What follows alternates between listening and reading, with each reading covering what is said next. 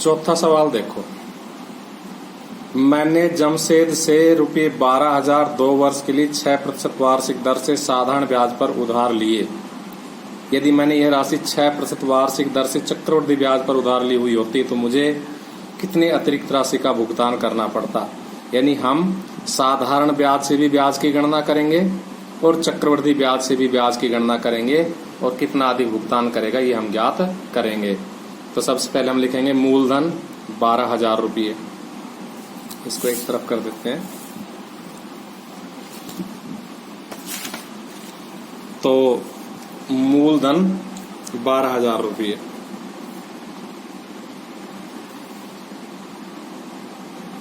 दर दी हुई है 6% और समय दिया हुआ है 2 वर्ष।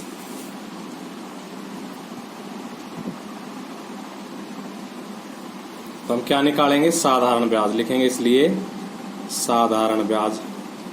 साधारण ब्याज का सूत्र क्या है, मूलधन गुणा दर गुणा समय बटा 100। तो हमारा मूलधन कितना है 12,000 रुपये, दर है हमारी 6, समय हमारा 2 बटा 100। देखो ये 2 जीरो से 2 जीरो कट जाएगी, 6 दूनी 12, 12 को 12 से गुणा करेंगे तो 144 और एक ये जीरो, तो 1,440 रुपये बन गया।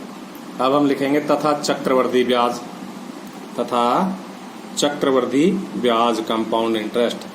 तो मूलधन इंटू 1 प्लस दर बटा 100 की पावर समय माइनस मूलधन, इसमें हम मान रख देंगे। तो मूलधन का मान 12,000 रुपये, 1 प्लस दर का मान 6 बटा 100 की पावर समय 2 माइनस 12,000। तो देखो 12,000 इंटू 100 एलसीएम लेंगे तो 106 बटा 100 बनेगा और इसकी घात कितनी है 2, तो इसको 2 पर गुणा करेंगे 106 बटा 100 से, माइनस 12,000। देखो 2 जीरो से 2 जीरो कट जाएगी, 1 जीरो से 1 जीरो कट जाएगी। अब हम 106 को 106 से गुणा कर लेंगे, फिर उसको 12 से गुणा कर लेंगे। तो मैं आपको ये गुणा करके दिखा रहा हूं।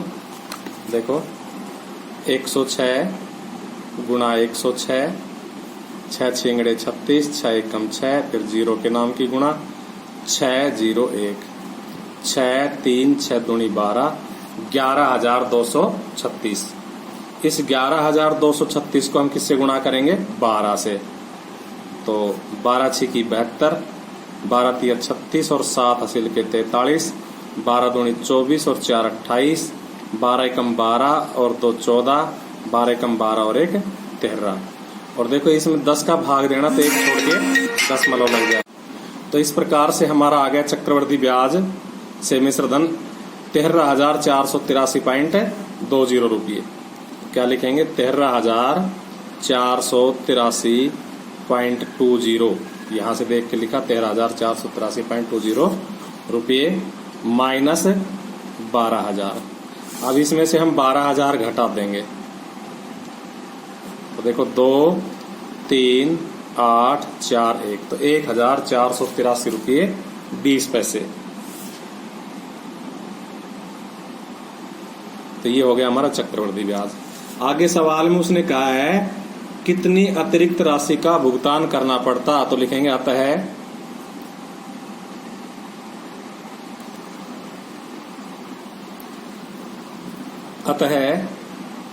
अतिरिक्त राशि का भुगतान करेगा।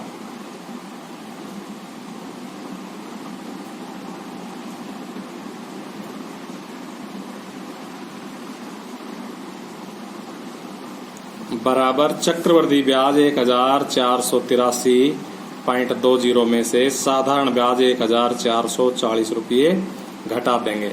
हमारा क्या आ जाएगा 3, 8 में से 4 गया तो 4, तो 43 रुपये 20 पैसे का अधिक भुगतान करना पड़ेगा। इसके बाद में हम चलते हैं सवाल नंबर 5 की ओर। Question number 5। देखिए 5वां सवाल मैं आपको एक बार दिखा देता हूं, पढ़ के सुना देता हूं। ये हमारा 5वां सवाल है।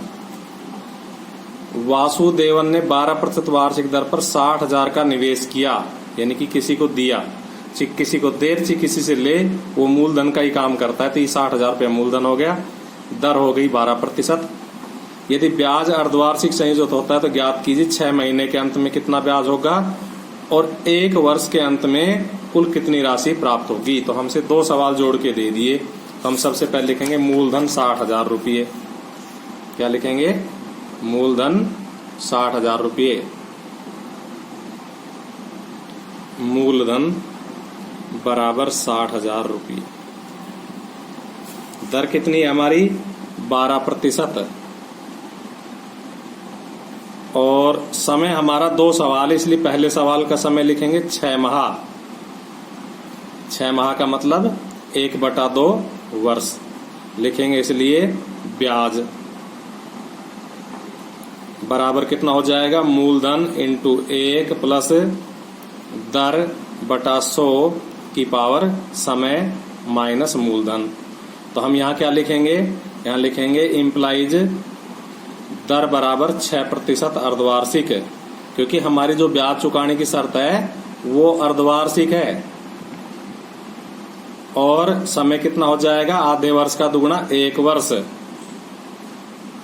1 अर्धवर्ष। इस प्रकार से हमें ये दर काम में लेनी है और ये समय काम में लेना है। तो क्या हो जाएगा?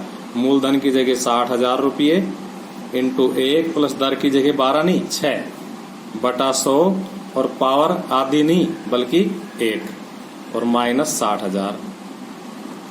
आगे बढ़ेंगे तो लिखेंगे 60,000 इंटू 100 को जब एलसीएम लेके जोड़ेंगे तो 106 बटा 100 और पावर 1 है, इसलिए 1 ही बार होगा, माइनस 60,000।